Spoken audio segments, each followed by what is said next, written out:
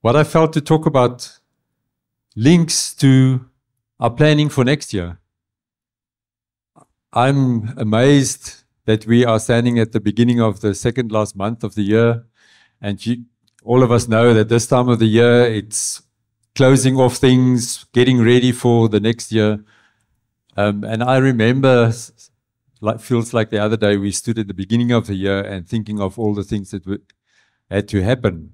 And here we are, and just looking back and seeing God's faithfulness and His goodness towards us. But what I felt is that for us to go forward and into what God has got for us for next year, it's very important for us to walk very closely with God. And all of us, no matter how mature you are spiritually, can walk closer to God and be more connected with Him. So that's basically what I'm going to, the gist of what I'm going to talk about. And my topic is prayer. And you will see as I go through it that that's the thing that draws us closer to God. That's the thing that increases our intimacy with Him.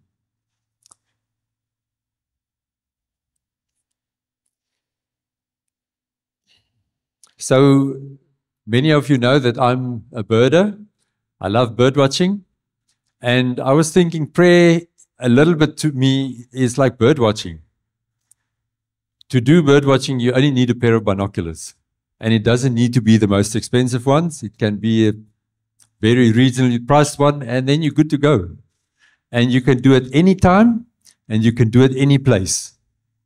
So prayer is, to me, like that. You need very little to be able to pray. Hebrews 11 verse 6 says that we need to have faith in our hearts when we approach God. And we also know that Jesus said, if you've got faith like a mustard seed. So what we need is accessible to all of us to be able to pray. And then we can pray anytime, anywhere. We can pray. So what I'm going to go through is material that has been developed by Cornerstone Church in Johannesburg, just to give acknowledgement to them as well for that. If you have read a fair amount of what the Bible contains, you will agree with me that prayer is portrayed as something that's very important for us as Christians, as children of God, that we need to pray. And sometimes we've got a picture in our heads of hands folded, down on your knees, certain posture, maybe a certain place. But prayer is just communication with God. And yes, there's times that we go and isolate ourselves, where Jesus talks about when you pray, go into your room, close the door, pray in secret. Don't pray where you want people to see that you are so holy and that you can pray. So there's a place for that as well. But as we walk through life and as we walk through our day, Paul says in Thessalonians, he says, pray continuously. And that's what it means. It pray without ceasing, some of the translation says. Means all the time, the whole time. So it's something that we need to walk in and live in. And unfortunately for many people, prayer is more like an event. Something that you go to, or something that happens at a certain place and it doesn't happen anywhere else. But what God wants for us is to live in that place of prayer, of being connected with Him. There's Rwanda, you can put up the first slide, please. That's J.I. Packer. He's a theologian, and he said this: prayer is the measure of the man spiritually. So it says that our prayer life, if you want to see how spiritual someone is, look at their prayer life. In a way that nothing else is, so that how we pray is as an important a question as we can ever face. So I think it's for all of us to look at our prayer life and to evaluate it and see where there's areas that we can grow in and where there's opportunities that we can put our trust afresh in God. We've heard some testimonies this morning. Later on, we're going to look at that our first response in any situation should be prayer, that we talk to God about everything. But this is what this guy is talking about. So Luke 11 verse 1. It says, one day Jesus was praying in a certain place. When he finished, one of his disciples said to him, Lord, teach us to pray just as John taught his disciples. Now, as we read through the Gospels and the accounts of how his disciples walked with Jesus, we can pick up that they lived with him. So they saw him, how he interacted with people. They saw him, how he taught. They saw him, how he prayed. They saw him when he was doing miracles, when he was telling parables. They saw him all the time. But the one thing they asked him was, teach us how to pray. So they must have seen that the intimacy of his prayer life is directly linked to the power in his public life. And I think that's why they asked him, teach us to pray.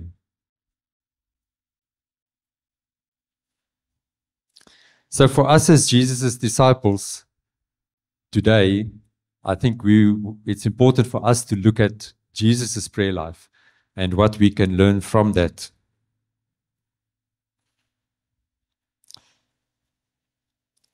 Now, when we look at the Gospels, we see that the first time that it's recorded there that Jesus prayed was when he was in the wilderness for 40 days. We prayed and fasted for 40 days and 40 nights.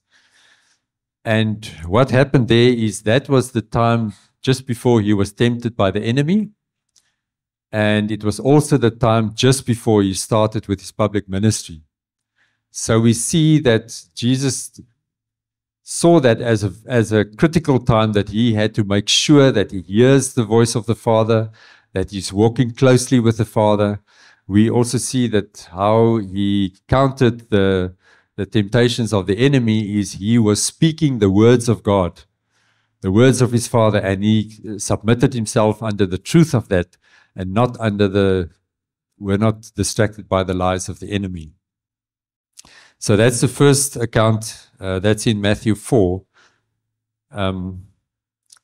Just prioritizing his relationship with the Father as he prepared for these times of preparing for the time of temptation. I'm not sure if he knew it was coming, but he was ready when it came, and also preparing himself for his time of ministry.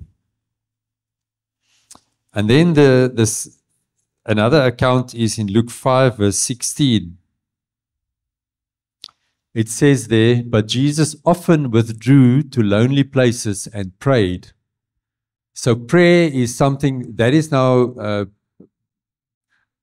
I would say, more an active act of prayer, of setting aside time. His disciples saw him regularly going to one side, isolating himself, and to go and pray, to connect with his Father, to make sure that he hears the Father's voice, to make sure that he's in a place where there's nothing between them, so that the will of the Father can be fulfilled through him, and that even himself is not standing in the way of what his Father is leading him into. So that's Luke 5, verse 16. Really, regularly dedicating time to be with his Father, to keep his relationship with his Father strong. So that's something that we also need to build into our lives. Regularly have times where we spend time with the Father, connecting with him, talking to him, waiting on him, listening for his voice, what he's telling us. And if you are in a place where you feel you don't hear the voice of the Father clearly, just wait in faith. Just wait. It's a way of practicing and exercising your ear to hear the voice of the Father.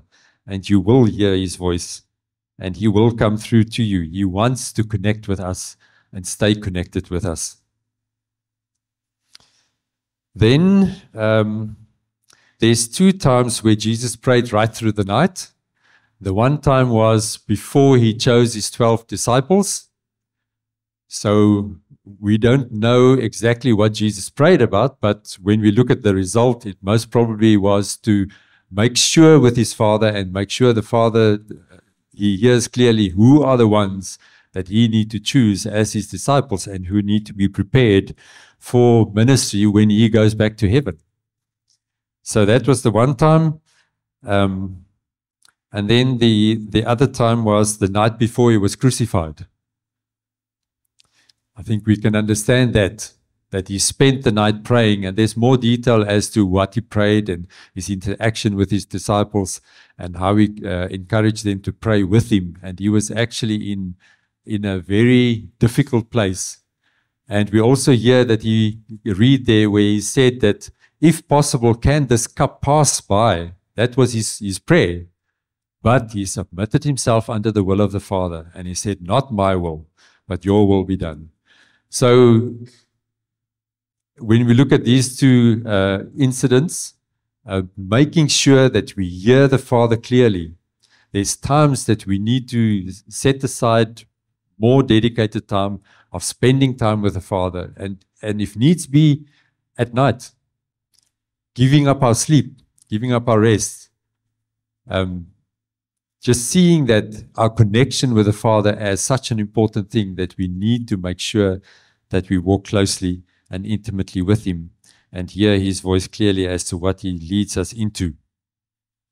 It also indicates the priority of that connection, that Jesus said, I will sacrifice a night's sleep so that I make sure that I walk in the will of the Father. And it's sometimes for us as well in our own lives. We know the saying, desperate time calls for desperate measures. It's one of those things. When we are desperate, we're often willing to sacrifice more than when things are going easy. But last week when Naomi spoke to us about some of the sacrifices, I never realized that so many of them were willing sacrifices.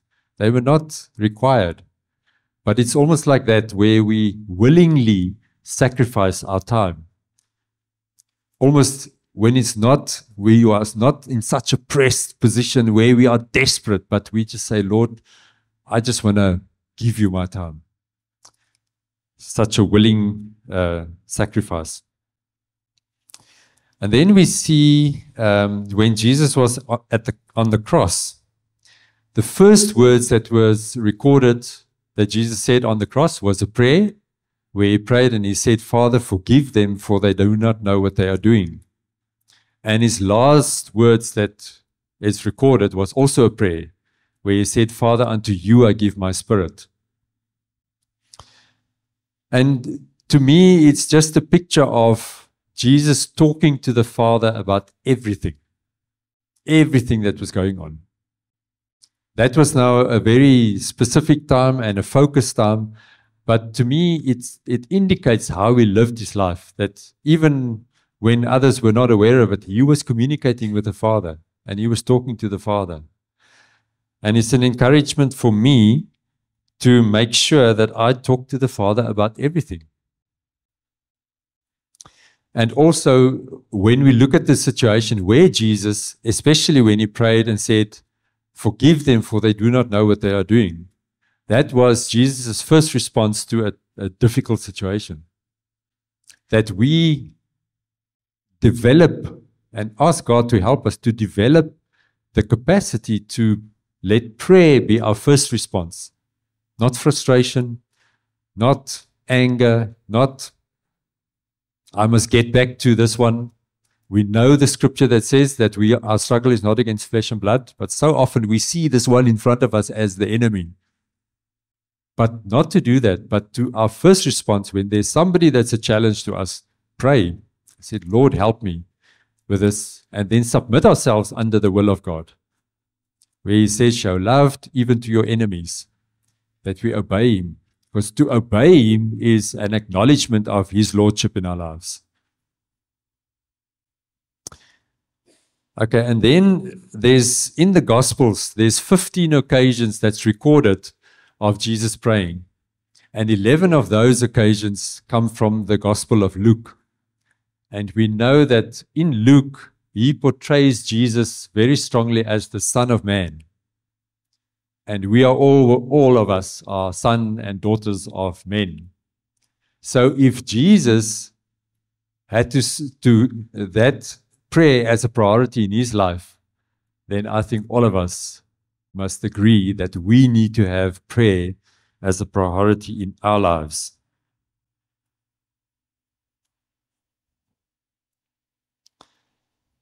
So that's some examples from the life of Jesus. And then I just want to briefly look at some examples from the early church. It's always good to look at that because that's how the church should function. Over the years, as history continues, we see that the church more and more moved away from what it was originally intended. And the first verse we're going to look at is Acts 1, verse 14.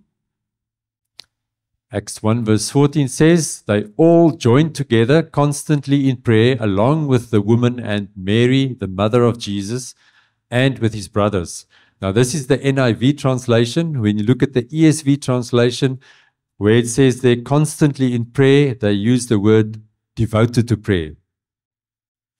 So this is the account where Jesus said to his disciples, I'm going to go back to the Father, but go to Jerusalem and wait there for the outpouring of the Holy Spirit. And this was what they did in that time, is they went and they prayed. And focusing on the word, they devoted themselves to prayer. And then also Acts 2 verse 42. It says there, they devoted themselves, that's now talking about the church and all the people in the church. They devoted themselves to the apostles' teachings and to the fellowship, to the breaking of bread and to prayer. The ESV translation used prayers at the end of that verse, which again speaks about a variety of prayers, different times of prayers, different occasions of prayers, different situations where you pray in. But then again, the word devoted. So that word shows a very strong focus on prayer. So we see in the early church that prayer was a very focused activity, and it was in all their lives, it was a priority for them. So we can see the central role of prayer in the life of Jesus, and we also see the central role of prayer in the life of the early church. So for us, I think we can all agree that for us as well today to say, Lord, teach us how to pray. And I'm going to look at a couple of things from the prayer that Jesus told his disciples to pray, more or better known as the Lord's Prayer. So Matthew 6 verse 9 to 10. Jesus saying, this then is how you should pray. Our Father in heaven, hallowed be your name. Your kingdom come, your will be done on earth as it is in heaven. I'm only going to look at this part of the prayer this morning. So the first thing we see in this prayer, our Father. That's the very purpose that Jesus came for. He came to lay down his life, to pay fulfill the judgment of God for sin. And it's sin that separates us from the Father. And that's what he came to die for our sin to be taken away, for us to be reconnected with our Father.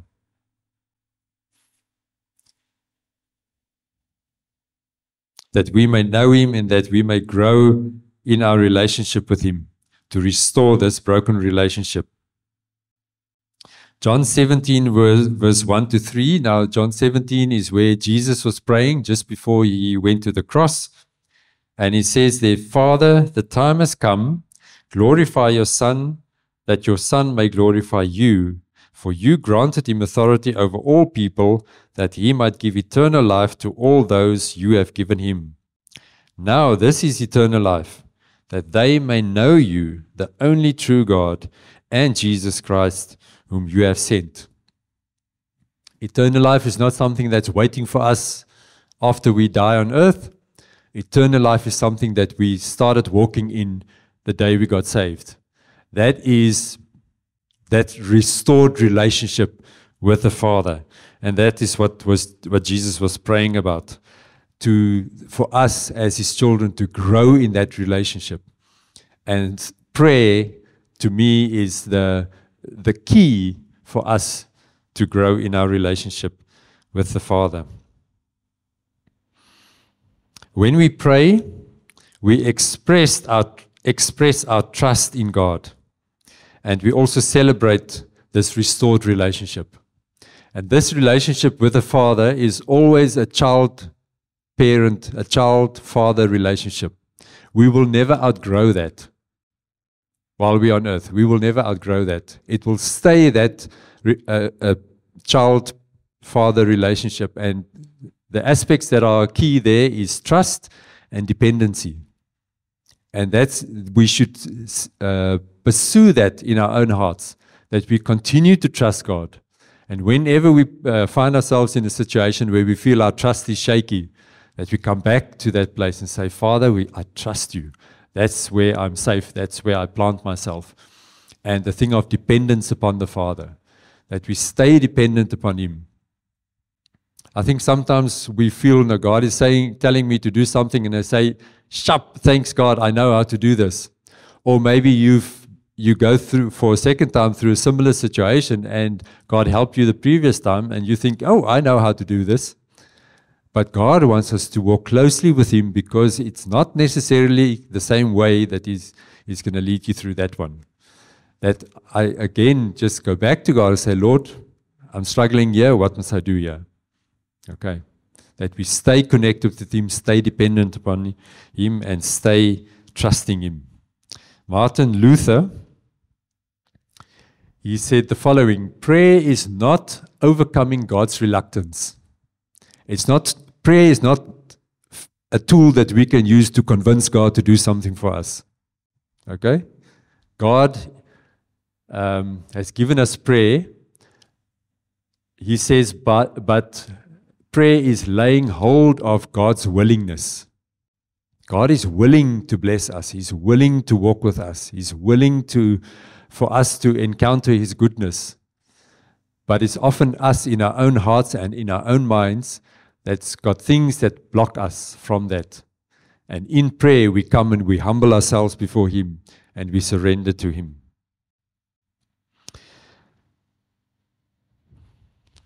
Then the next part of this prayer, our Father in heaven, hallowed be your name. This is fulfilling the most important purpose of our lives, to worship God. We've been created to worship God. Let's look at Psalm 148. I'm just going to take snippets out of it and let's just read through it. Verse 1 says, "Praise the Lord from the heavens." And then he lists a number of things, the clouds, the stars, the planets, all those things that are in the heavens. And then he says, verse 7, "Praise the Lord from the earth." And he lists a number of things in creation. And in verse 11 lists kings, all nations, princes, and all rulers. Next slide. Verse 12 says, "Young men and maidens, old men and children." Okay, that's all of us. "Let them praise the name of the Lord, for his name alone is exalted. His splendor is above the earth and the heavens." And it's just such a picture of that's our purpose. It's the purpose of all creation, to worship God. And there's some of the other Psalms that talks about just how creation, the worship of God, when you look around in creation, how creation itself worship God. And even for creation to come into this relationship with the Father. Yesterday we were at Francois Naomi's house, And while we were standing around chatting, we think it was a black sparrowhawk. The next moment, we just heard this kingfisher squealing at the top of his voice, and we saw this black sparrowhawk diving down, and it caught the kingfisher, poor thing, and it flew off with it. But even that, it's not part of God's creation. God didn't create certain things to eat other things. Death is not part of God's creation. Okay, so all those things are part of the restoration, and eventually one day, when this earth comes to an end, even that will be restored to what it was originally meant to be. Okay, so let us worship God. This is part of our prayer life. And then the third one, he says, your kingdom come, your will be done on earth as it is in heaven. So we see that in prayer, we get to get involved with eternally important things. So God's kingdom is an eternal kingdom. And Jesus came so that the kingdom of God can be restored on earth. So this is God's mission, that the whole of creation will come into his kingdom. And part of that is the rulership, for everything to come under the rulership of God's chosen King, Jesus Christ. And that is for the gospel to be preached to all nations and disciples to be made of all nations. That is the Great Commission. So that we read in Matthew 28 and Mark 16. But how does that work practically? How do we see the reality of that in our own lives and that playing out? When we look at Matthew 9, verse 37 and 38, we see there Jesus saying to his disciples, the harvest is plentiful, but the workers are few. Ask the Lord of the harvest, therefore, to send out workers in the harvest field. So Jesus highlighted an area for them, to them, where there's lack.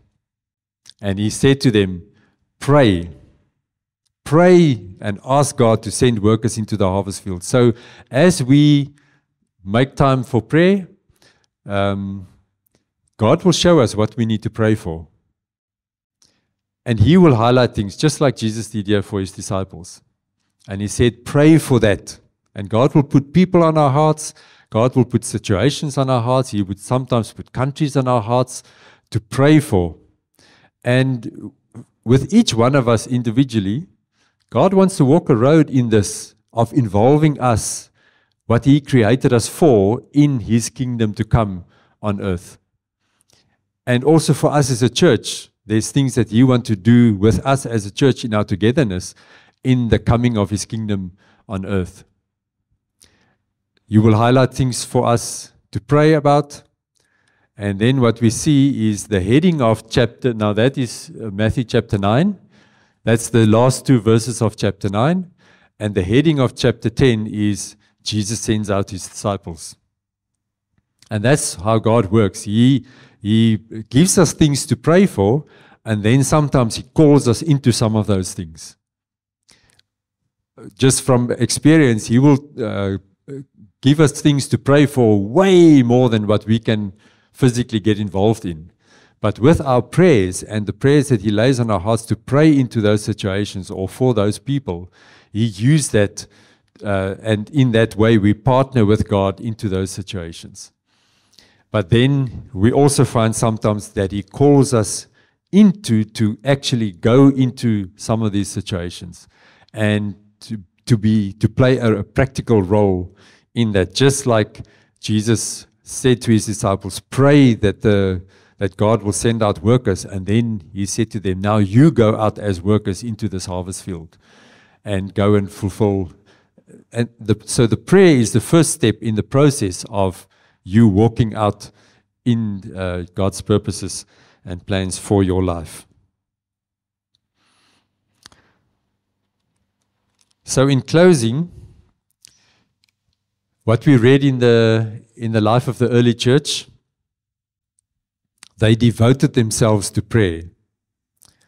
So I want to encourage you in your own heart and in your own life to make that a priority, to walk with God, communicating with Him all the time, trusting Him for situations, also allowing Him to show you things that you can pray into, that you were not aware of, or that was not on your agenda.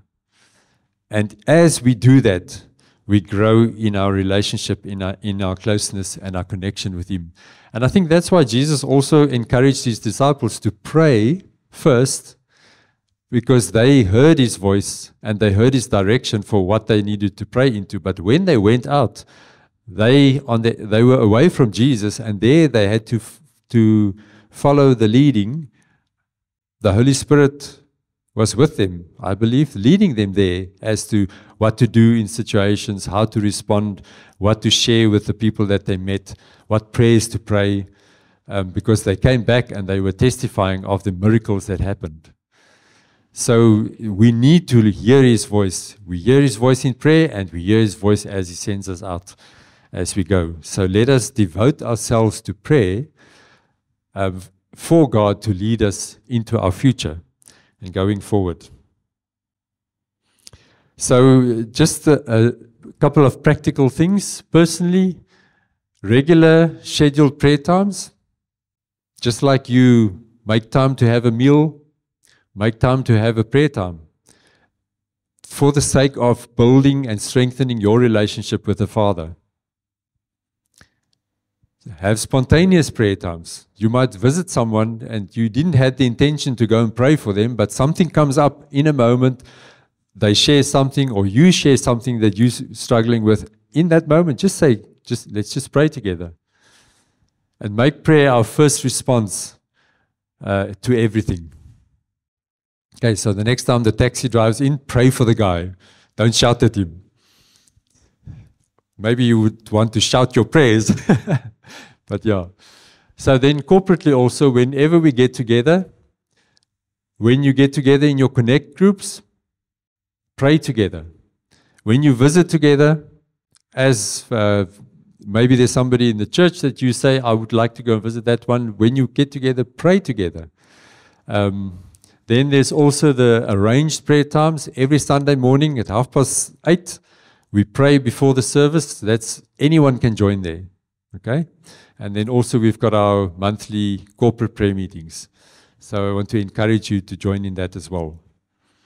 So let's build our connection with God, strengthen our connection with God through our prayer life. Okay, so let's pray together. Father, we want to thank you for this gift of prayer that you've given us, that we can connect with you, that we can share our own hearts and the things that are on our minds, but also that we can pick up on your heart, Lord. And I just want to pray, God, that you would help us to connect with you, each one of us. Lord, you know us personally, you know our thoughts, you know our fears, you know the things that maybe make us reluctant to step into such an intimate relationship, God, but you are our loving Father, and you know how to lead each one of us. And I pray, Lord, that you would stir our hearts to connect with you. Holy Spirit, that you would remind us that it will become a place from which we live our daily lives, not a place like an event where we go to and we walk away from, Lord, but a place that we live from, where your word says, pray without ceasing, that we will live in that place of connection with you. Thank you that we can know that's your heart, Lord. You want to connect with us. You love connecting with us and talking to us. And I just pray, Father, that you would help us to grow in this area. In Jesus' name, amen.